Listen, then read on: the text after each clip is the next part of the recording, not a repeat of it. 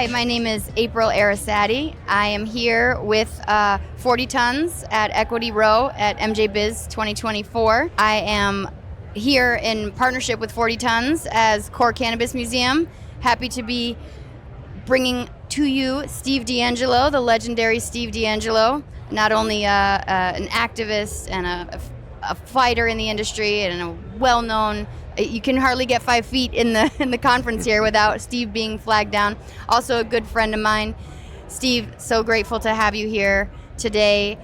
Tell us, what does Equity Row mean to you here at MJ Biz? Well, it's just wonderful to be here with you, my good friend, and having this conversation. So that's cool in itself. And to be here at the 40 Tons Equity Row section of MJ Biz is really, it's like a dream come true, and almost seeing a child graduate from college, right? So I go back with Corvain to when he was locked up in prison. Oh, wow. And he was serving life without parole. And he became, one of the folks that we were talking about with the Last Prisoner Project. And so I was just thrilled when he got his pardon, and met with him shortly after he was released. Oh, wow. And been tracking his progress. So now to see him having launched this company and grown it to a point where he's being welcomed into MJ Biz and is heading up the Equity Row is really a moment of pride. I bet.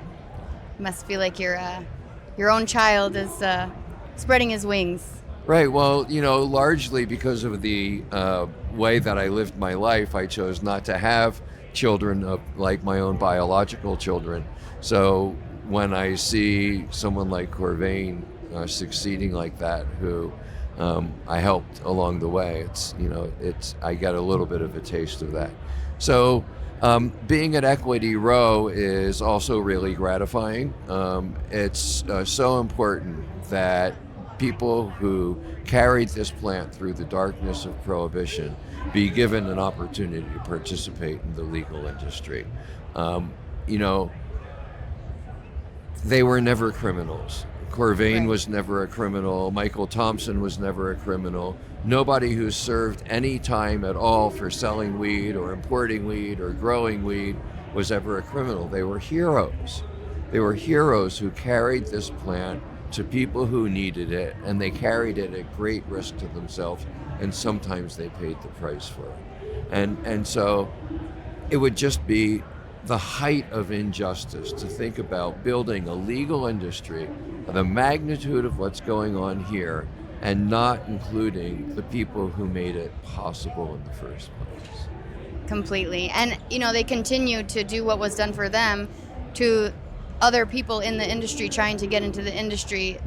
I don't know how many other groups he's brought into Equity Row, that 40 Tons has brought into Equity Row, but I know it's quite a few. Yeah, look, there's no shortage of talented entrepreneurs in the legacy community and the equity community, and nobody's asking for a handout, right? It's just a matter of access and getting equal access and the opportunity to compete. And generally what we find is that people who have managed to survive under conditions of great adversity end up being pretty fearsome competitors once they get on that level playing They're fighting field. for it. They're hustling. I can say that personally, working with Anthony has been so nice because he is hustling. We're used to strapping it together, just making everything work, and he's been hustling this whole thing. So it's been great. Yeah, incredible, scrappy, entrepreneurial that scrappiness. instinct and determination and persistence.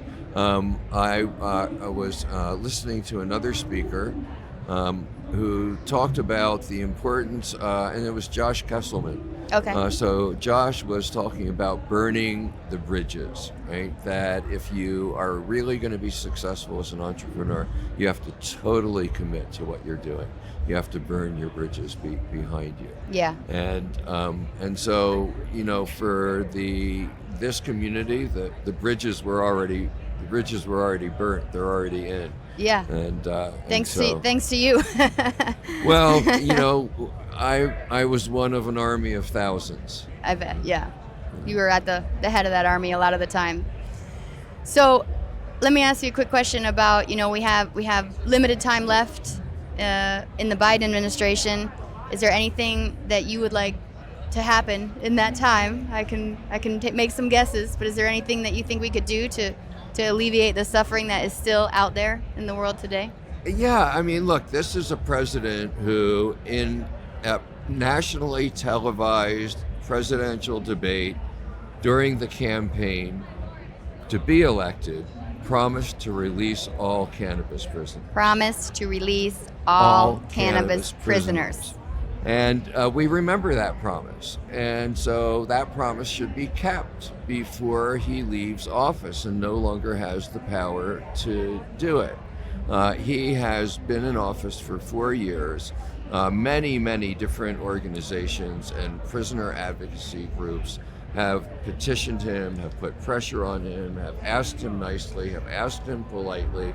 You know, a year ago, we were outside the White House hollering about it. And I know that last Tuesday, hundreds, if not thousands of people made calls into the White House demanding that Biden keep his promise. And still nothing from the Biden administration. So this is a man who is supposedly decent man, compassionate man, an empathic man. So the least that we could expect of him is that he keep his promise before he leaves office. Here's hoping. Promises are good to keep. So, Steve, what are you working on now? What are you here working on? Do you have anything going on that's exciting? I know a couple of things you have going on that are exciting, but tell us about them. Yeah, well, you know, I like being on the frontiers of whatever's happening with cannabis. And, you know, one of the places that cannabis has had historically kind of challenging relationship is on cruise lines. Yes. Okay? And so we are now taking some steps in the right direction and have put together a cruise. And it's called excited. Yeah. I'm so excited. So this cruise is going to leave from Tampa Bay and go to Montego Bay next January 2026. Okay, that is, 26. boys and There's girls. time to plan. Time to plan and time to save up. You know, Yeah. we'll have a savings plan. So if you want to pay on a monthly basis, that will be able to happen. But it's going to be this 7-day immersive land-sea journey into the heart of reggae culture. And we will be bringing people on board the ship who, you know, usually never get anywhere near a cruise ship. So storytellers are going to be there, and Nyabingi drummers are going to be there, and Rastafari artists and elders are going to be there. We're going to have reasoning sessions. We're going to be telling the story of reggae from its earliest beginnings all the way to its position now as the universal language of resistance and liberation. Amazing. And so I love that for so many reasons, but you know, I was lucky enough to take my seed team to Jamaica, to Rastafari Indigenous Village for a psychedelic retreat this past April, and it was amazing. So when the passengers get off the ship in Jamaica, tell us what they're going to experience there at the village. So this is super special because the passengers on this voyage are going to be able to go, it's very close now, a 20-minute or less drive from the cruise ship port in Montego Bay to visit a facility that's right next door to Rastafari Indigenous Village, which is a beautiful community, a Rastafari community that for many years has been dedicated to creating authentic experiences and engagements with visitors to help visitors understand Rastafari livity, the Rastafari way of life. And so we're going to be holding a 2-day festival. Love it. And we will have music. We'll have a culinary journey. So a bunch of different of the beautiful, amazing Jamaican foods will be there. We are going to give passengers, the guests, the opportunity to participate in Rastafari ganja ceremonies, to experience the traditional Rastafari steamer, which is a kind of like a bush vaporizer that's made from gourds.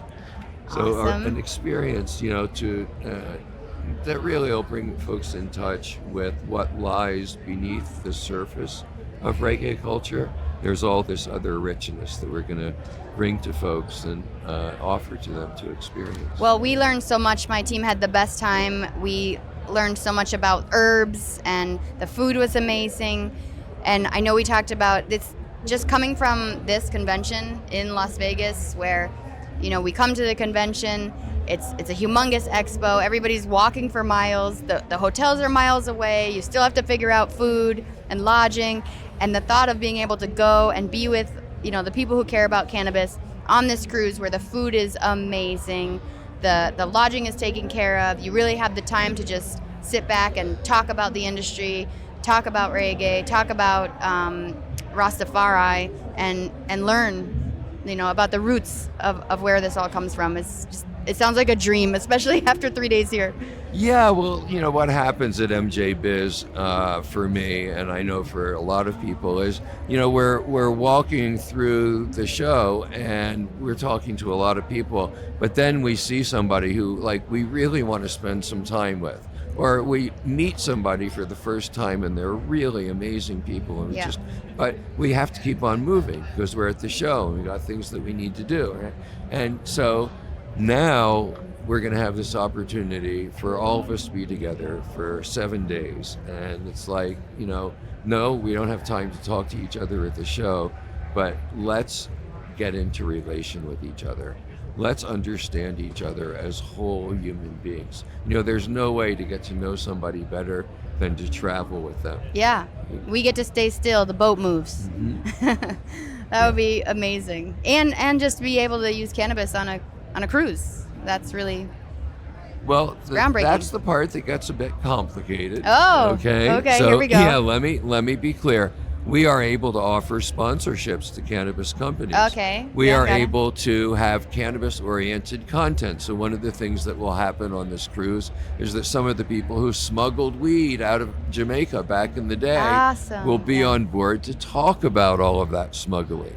But because cruise ships operate under maritime law, right. Okay. And because get creative. Yes, right.